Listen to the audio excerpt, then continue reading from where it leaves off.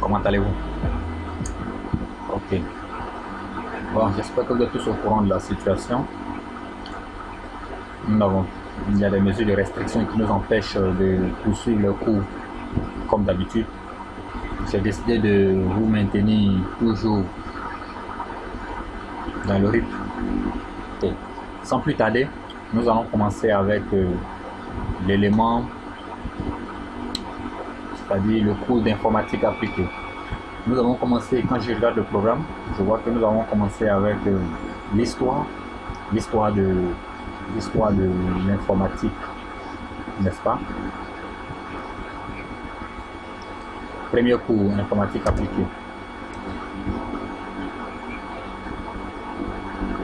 Ici, il s'agit de la machine à calculer de Charles Babbage. Vous retiendrez seulement la date qui est de 1934-1937. Cette machine avait pour particularité d'être programmée grâce à des cartes perforées. Une carte, un papier, où il y avait des trous. La position de ces trous-là voulait dire quelque chose pour la machine. Cette machine-là s'appelle la Pascaline. Là, nous commençons à entrer dans les générations d'ordinateurs. Là, nous avons la première génération d'ordinateurs. Vous voyez l'élément qui est sur le côté ici. Là, c'est un tube électronique. Ce tube électronique composait l'essentiel des éléments de cet ordinateur que vous voyez. Donc, vous voyez, nous sommes dans une salle, une grande salle où il y a deux personnes qu'on voit à l'intérieur. Et là, nous avons la taille de l'ordinateur de la première génération qui part de 1936 à 1956. La deuxième génération d'ordinateurs a été conçue, la deuxième génération d'ordinateurs a été pris en compte dès la création du composant que vous voyez affiché à l'écran. C'est le même composant, mais en plusieurs versions, si on peut dire, en plusieurs tailles. Ce composant-là, c'est le transistor. Vous remarquez que vous voyez les trois pattes. Il y a trois pattes sur ces composants.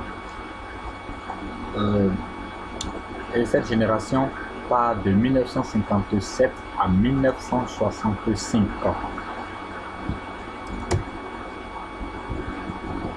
Troisième génération.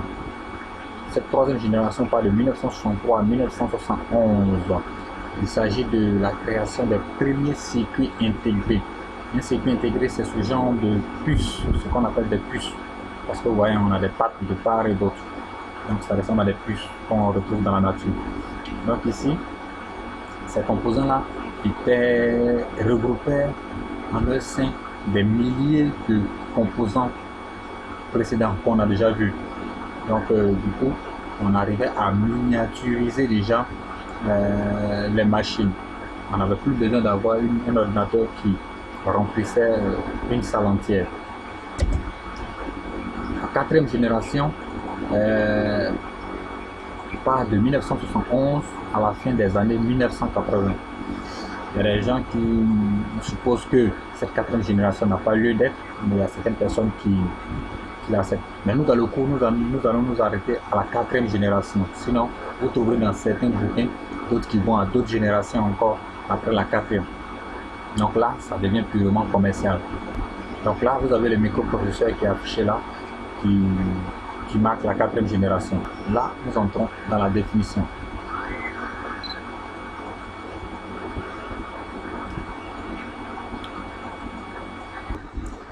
Nous avons d'abord la définition concernant le thème informatique. La définition concernant le thème informatique. Évidemment, quand on crée quelque chose, il faut bien trouver un nom pour cet élément.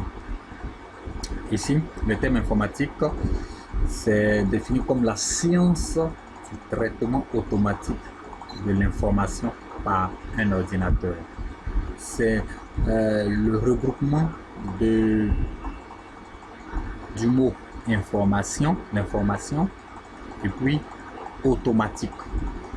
Donc c'est le regroupement de ces deux mots-là qui donne informatique. Il a été proposé évidemment en 1962 à l'Académie française, thème qui est le système informatique. C'est l'ensemble de tout ce qu'il y a comme machine permettant de traiter automatiquement des données ou bien des informations. Mais en plus de ça, nous avons des logiciels qui accompagnent. Donc ici, un système informatique, c'est l'ensemble composé du matériel qu'on appelle le hardware et le logiciel appelé le software. La définition de l'ordinateur, il faut retenir que l'ordinateur, c'est la machine qui permet le traitement automatique des informations qu'on lui donne. La définition logiciel, qu'est-ce que c'est que le logiciel? Le logiciel, il faut retenir que le logiciel, c'est un programme.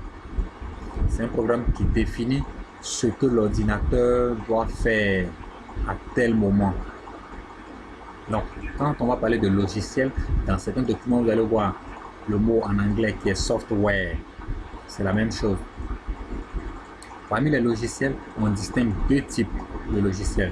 Les logiciels système et les logiciels d'application. Les logiciels système, on n'a pas l'habitude de les voir. Ils fonctionnent dans le fond.